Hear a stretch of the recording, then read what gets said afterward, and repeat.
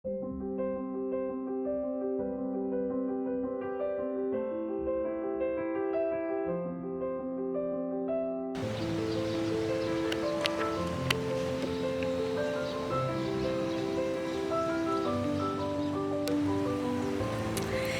mapagpalang umaga, mga kaibigan.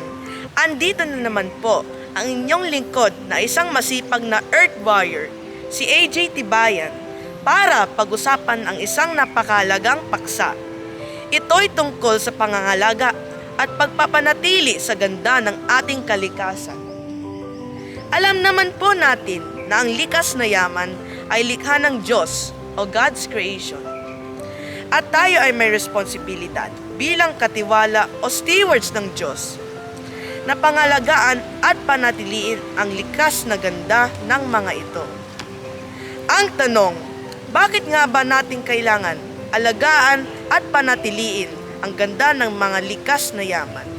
At sa paanong paraan nating mapapanatili ang kagandahan nito? Tara, alamin natin.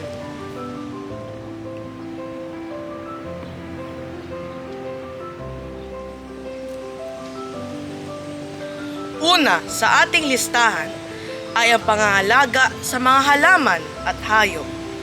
Hindi dapat tayo magputol ng mga puno at halaman. Bagkus, kailangan nating magtanim para lalo silang dumami at mapanatili ang balanseng ekosistema ng mundo. Ang ating mga hayop at insekto, gaya ng paru-paro, na nakakatulong sa pagpaparami ng mga halaman sa pamamagitan ng pollination, ay kailangan nating alagaan. Gaya nito, pwede tayong magtayo ng sanctuary para sa konserbasyon at pagpaparami ng kanilang uri. At para naman sa mga ligaw na hayop, pwede natin silang dalhin sa mga animal rescue centers. Pag-usapan naman po natin ang tungkol sa hangin at kapaligiran.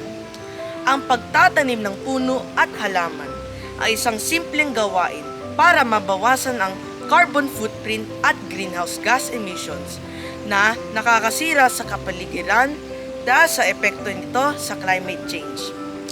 Dapat rin nating sundin ang tamang paraan sa pagtatapon ng basura at huwag tayong magsunog ng mga bagay na yari sa styrofoam, plastic at goma. Mas maganda na gumamit tayo ng reusable na kagamitan. Lumahok rin tayo sa kampanya laban sa single-use plastics. Hindi rin natin dapat kalimutan ang pagpapanatili ng kalinisan ng ating mga ilog at lawa. Huwag tayong magtapon ng basura sa mga ilog. Sa ating mga bahay, dapat tayong magtipid sa paggamit ng tubig. Lumahok rin tayo sa mga clean-up drives. Ang paglilinis ng tubig ay mahalaga upang mapanatili ang kalusugan ng ating mga waterways.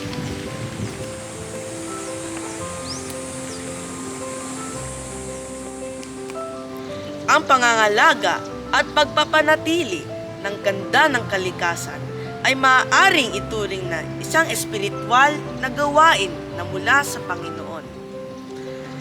Ang pagtingin sa likas na yaman bilang biyaya mula sa Diyos ay pagkilala sa Kanya bilang lumikha at tagapagbigay ng buhay.